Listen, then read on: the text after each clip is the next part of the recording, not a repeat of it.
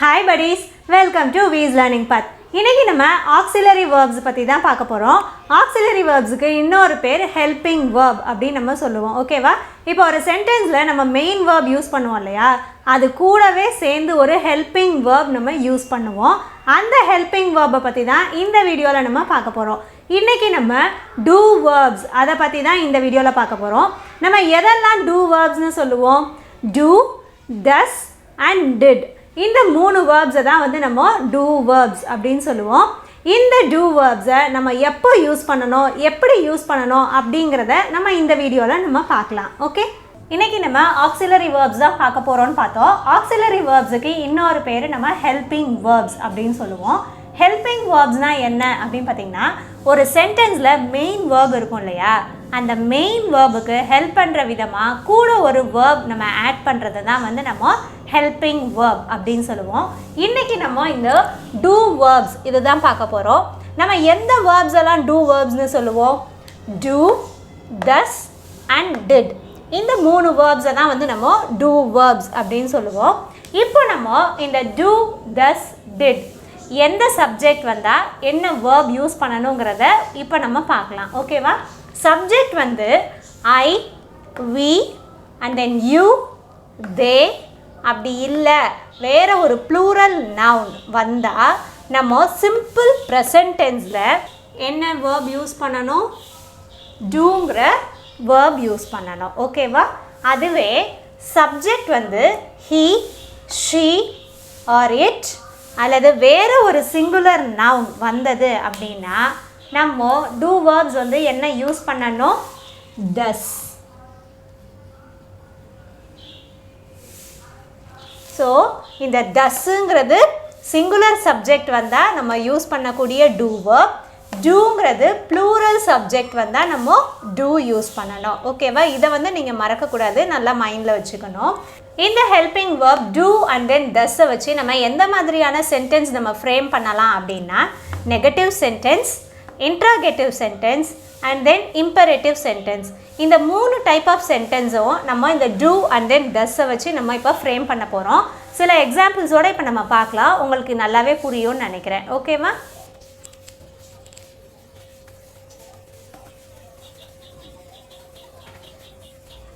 இப்போ நம்ம first sentence பார்க்கலாம். The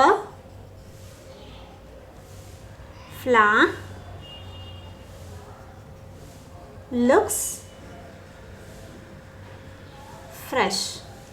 ஓகே, இது ஒரு சிம்பிள் present tense denote பண்ணக்கூடிய ஒரு சென்டென்ஸ். ஏன்னா இங்க லுக்ஸ்ங்கிறது சிம்பிள் present tense ஓட ஃபார்ம்ல இருக்கு. இங்க ஏன் நம்ம s சேர்த்திருக்கோம் அப்படினா சப்ஜெக்ட் வந்து சிங்குலரா இருக்குறதுனால நம்ம மெயின் வெர்போட s நம்ம ஆட் பண்ணிருக்கோம். ஓகேவா? இப்போ இந்த சென்டென்ஸ் இது வந்து ஒரு பாசிட்டிவ் சென்டென்ஸ். இப்போ இந்த பாசிட்டிவ் சென்டென்ஸை ஒரு நெகட்டிவ் சென்டென்ஸாக சேஞ்ச் பண்ணுறதுக்கு நம்ம நாட் அப்படிங்கிற ஒரு வேர்டு வந்து நம்ம யூஸ் பண்ணுவோம். For example the flower not looks fresh அப்படின்னு நம்ம சொல்கிறோம் அப்படின்னா அந்த சென்டென்ஸ் வந்து ஒரு மீனிங்ஃபுல் சென்டென்ஸாக இல்லை, ஏதோ ஒரு தப்பு இருக்கிற மாதிரியாக இருக்குது இல்லையா? ஸோ அந்த இடத்துல நம்ம கண்டிப்பாக இந்த ஹெல்பிங் வேர்பை யூஸ் பண்ணி தான் நம்மளால் ஒரு நெகட்டிவ் சென்டென்ஸை மேக் பண்ண முடியும். ஓகே, இப்போ இந்த ஹெல்பிங் வேர்பை யூஸ் பண்ணி ஒரு பாசிட்டிவ் சென்டென்ஸை எப்படி நம்ம ஒரு நெகட்டிவ் சென்டென்ஸாக சேஞ்ச் பண்ணுறது அப்படிங்கிறத இப்போ நம்ம பார்க்கலாம். நம்ம ஏற்கனவே பார்த்த மாதிரி சிங்குலர் சப்ஜெக்ட் வந்தால் நம்ம தஸ் யூஸ் பண்ணணும் அப்படின்னு பார்த்தோம். ஓகே, இப்போ இங்கே லுக்ஸுன்னு இருக்கு. இந்த லுக்ஸுங்கிற வேர்பை நம்ம தஸ் ப்ளஸ் லுக் அப்படின்னு நம்ம ஃபர்ஸ்ட் சேஞ்ச் பண்ணிக்கணும். ஓகேவா? இங்கே தஸ் வந்தனால இங்கே இருக்கிற எஸ்ஸை வந்து நம்ம ரிமூவ் பண்ணிடணும். மெயின் வேர்பை அப்படியே தான் யூஸ் பண்ணணும், லுக்குன்னே தான் நம்ம எழுதணும். ஓகே, இப்போ இந்த சென்டென்ஸை நம்ம நெகட்டிவாக சேஞ்ச் பண்ணலாம். த ஃப்ளவர்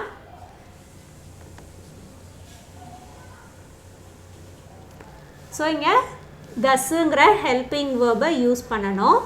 நெகட்டிவ்னா நம்ம not, does not look fresh. Okay, நம்ம இந்த மாதிரி ஒரு ஹெல்பிங் வேர்பை யூஸ் பண்ணி தான் ஒரு நெகட்டிவ் சென்டென்ஸாக நம்மளால் சேஞ்ச் பண்ண முடியும். ஓகே, இப்போ நெக்ஸ்ட் வந்து இந்த டிக்ளரேட்டிவ் சென்டென்ஸை நம்ம ஒரு இன்ட்ராகேட்டிவ் சென்டென்ஸாக நம்ம எப்படி சேஞ்ச் பண்ணுறது அப்படிங்கிறத பார்க்கலாம். இப்போ சப்ஜெக்ட் வந்து சிங்குலராக இருக்கிறதுனால நம்ம என்ன ஹெல்பிங் வேர்ப் யூஸ் பண்ணணும், இங்கே thus யூஸ் பண்ணணும். thus நெக்ஸ்ட் வந்து சப்ஜெக்ட் எழுதணும். Does the flower look fresh? இது வந்து ஒரு கொஸ்டின்ங்கிறதுனால நம்ம கொஸ்டின் மார்க் கண்டிப்பாக போடணும், மறக்கக்கூடாது. ஓகேவா? இந்த எக்ஸாம்பிளில் நம்ம என்ன பார்த்தோம், ஒரு ஹெல்பிங் வேர்பை யூஸ் பண்ணி டிக்ளரேட்டிவ் சென்டென்ஸை எப்படி ஒரு நெகட்டிவ் சென்டென்ஸாகவும் அண்ட் தென் ஒரு இன்ட்ராகேட்டிவ் சென்டென்ஸாகவும் எப்படி நம்ம ஃப்ரேம் பண்ணுறது அப்படிங்கிறத பார்த்தோம். இப்போ இன்னொரு ஒரு எக்ஸாம்பிள் பார்க்கலாம் நம்ம இப்போது.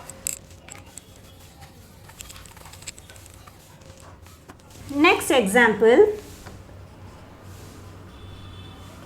they sell computer. Okay, ஒரு சென்டென்ஸில் நம்ம ஃபர்ஸ்ட் வேர்பை ஐடென்டிஃபை பண்ணணும். இந்த செல் அப்படிங்கிறது சிம்பிள் ப்ரெசன்ட் டென்ஸை டினோட் பண்ணக்கூடிய வேர்ப் தான். ஸோ சிம்பிள் ப்ரெசன்ட் டென்ஸ் வந்ததுன்னா நம்ம என்ன ஹெல்பிங் வேர்ப் யூஸ் பண்ணணும்னு பார்த்தோம், டூ அல்லது டஸ் யூஸ் பண்ணணும். இப்போ நம்ம சப்ஜெக்டை பார்க்கணும். சப்ஜெக்ட் வந்து இங்கே தேங்கிறது plural subject. So plural subject வந்தால் நம்ம டூங்கிற ஹெல்பிங் வேர்ப் தான் யூஸ் பண்ணணும். ஓகேவா? இப்போ இங்கே இந்த செல்லுங்கிறத நம்ம ஃபர்ஸ்ட் ஸ்ப்ளிட் பண்ணி எழுதிக்கலாம். இந்த செல் வந்து என்னவா சேஞ்ச் ஆகும் அப்படின்னு பார்த்தீங்கன்னா டூ ப்ளஸ் செல். ஏன்னா இங்கே செல்லோட எஸ் வந்து ஆட் ஆகலை. ஸோ நம்ம இங்கே டூ தான் யூஸ் பண்ணணும். ஏன்னா இங்கே ப்ளூரல் சப்ஜெக்ட் இருக்குது இல்லையா? ஸோ ப்ளூரல் சப்ஜெக்ட் வந்தால் நம்ம டூ தான் யூஸ் பண்ணணுங்கிறத ஏற்கனவே நம்ம பார்த்துருக்கோம். ஓகே, இப்போ இந்த பாசிட்டிவ் சென்டென்ஸை நம்ம ஒரு நெகட்டிவ் சென்டென்ஸை எப்படி ஃப்ரேம் பண்ணுறதுன்னு பார்க்கலாம். ஃபர்ஸ்ட் வந்து சப்ஜெக்ட் எழுதணும். நெக்ஸ்ட் வந்து இந்த வேர்பை நம்ம எப்படி ஸ்ப்ளிட் பண்ணியிருக்கோம், டூ. நெகட்டிவ்க்கு நம்ம நாட் போடணும். They do not sell computer. Okay, இந்த டூ நாட்டை நம்ம ஷார்ட் ஃபார்மில் நம்ம எப்படி எழுதலாம், தே டோன்ட் செல் கம்ப்யூட்டர். ஓகே, இந்த மாதிரியாக நம்ம ஷார்ட் ஃபார்மும் யூஸ் பண்ணலாம். ஓகேவா? நெக்ஸ்ட் இந்த டிக்ளரேட்டிவ் சென்டென்ஸை ஒரு இன்ட்ராகேட்டிவ் சென்டென்ஸாக நம்ம எப்படி சேஞ்ச் பண்ணுறதுன்னு பார்க்கலாம். இங்கே தே வந்து ப்ளூரல் சப்ஜெக்டாக இருக்கிறதுனால நம்ம இங்கே டூங்கிற ஹெல்பிங் வேர்ப் யூஸ் பண்ணணும். And then we have to use subject.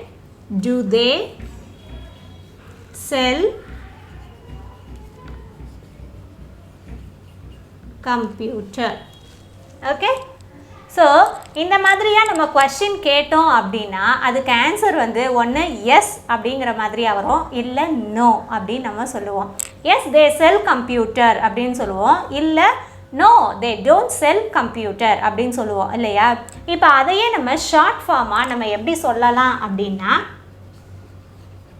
Yes they do அப்படின்னு சொல்லலாம், இல்லை no they don't. இந்த மாதிரியா ஷார்ட் ஃபார்ம்லையும் சொல்லலாம். இப்போ இங்கே வந்து நம்ம செல் கம்ப்யூட்டருங்கிறது கண்டிப்பாக எழுதணுங்கிறது கிடையாது, அது கொஸ்டின்லேயே இருக்குது இல்லையா? ஸோ இது வந்து ஒரு அண்டர்ஸ்டுட் ஃபார்மில் தான் இருக்குது. எஸ் தே டூ அப்படின்னா அவங்க ஆமாம் அவங்க கம்ப்யூட்டர் சேல் பண்ணுறாங்க அப்படிங்கிற மாதிரியான மீனிங் தான் கொடுக்கும். ஓகேவா? இப்போ நம்ம ஒரு இம்பரேட்டிவ் சென்டென்ஸில் நம்ம டூங்கிற ஹெல்பிங் வேர்பை எப்படி யூஸ் பண்ணலாம் அப்படிங்கிறத பார்க்கலாம். ஃபார் எக்ஸாம்பிள்,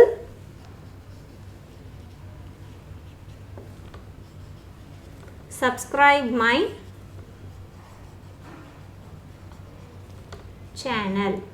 இது என்ன டைப் ஆஃப் சென்டென்ஸில் இருக்குது? இது வந்து ஒரு இம்பரேட்டிவ் சென்டென்ஸ். ஓகேவா? ஒரு ரெக்வெஸ்ட் பண்ணுற மாதிரியாக இருக்குது இல்லையா? இந்த இம்பரேட்டிவ் சென்டென்ஸில் நம்ம டூங்கிற ஹெல்பிங் வேர்ப் யூஸ் பண்ணோம் அப்படின்னா அது ஒரு ரெக்வெஸ்ட்டாக ரொம்ப எம்ஃபாசிஸ் பண்ணி நம்ம சொல்கிறதுக்கு நம்ம டூங்கிற ஒரு ஹெல்பிங் வேர்பை நம்ம யூஸ் பண்ணலாம். ஓகேவா? இது வந்து இங்கே யாரை நம்ம சொல்கிறோம், யூ சப்ஸ்கிரைப் மை சேனல் அப்படிங்கிறது யூங்கிறது இங்கே அண்டர்ஸ்டுட் சப்ஜெக்டாக இருக்குது. ஸோ நம்ம யூ அப்படிங்கிற சப்ஜெக்ட் வந்தது அப்படின்னா நம்ம அந்த இடத்துல டூங்கிற ஹெல்பிங் வேர்ப் தான் யூஸ் பண்ணணும் அப்படின்னு பார்த்தோம் இல்லையா. ஸோ இப்போது இந்த டூங்கிற ஹெல்பிங் வேர்பை யூஸ் பண்ணி இந்த சென்டென்ஸை இன்னும் கொஞ்சம் எம்ஃபாசிஸ் பண்ணி நம்ம எப்படி சொல்லலாம் அப்படின்னா ஃபர்ஸ்ட் இந்த டூங்கிற ஹெல்பிங் வேர்ப் எழுதிக்கணும். Do subscribe my channel. Okay, நம்ம இன்னைக்கு பார்த்த do verbs அதாவது do and then does எங்கெல்லாம் யூஸ் பண்ணணும் அப்படிங்கிறத இன்னைக்கு நம்ம இந்த வீடியோவில் சில எக்ஸாம்பிள்ஸோட பார்த்தோம். உங்களுக்கு இந்த வீடியோ யூஸ்ஃபுல்லாக இருந்திருக்கும்னு நினைக்கிறேன். உங்களுக்கு யூஸ்ஃபுல்லாக இருந்ததுன்னா என்னோட வீடியோவை நீங்கள் லைக் பண்ணுங்கள், கமெண்ட் பண்ணுங்கள், உங்கள் ஃப்ரெண்ட்ஸோட ஷேர் பண்ணுங்கள், மறக்காமல் என்னோட சேனலை சப்ஸ்கிரைப் பண்ணுங்கள். தேங்க்ஸ் ஃபார் வாட்சிங் அண்ட் கீப் லேர்னிங்.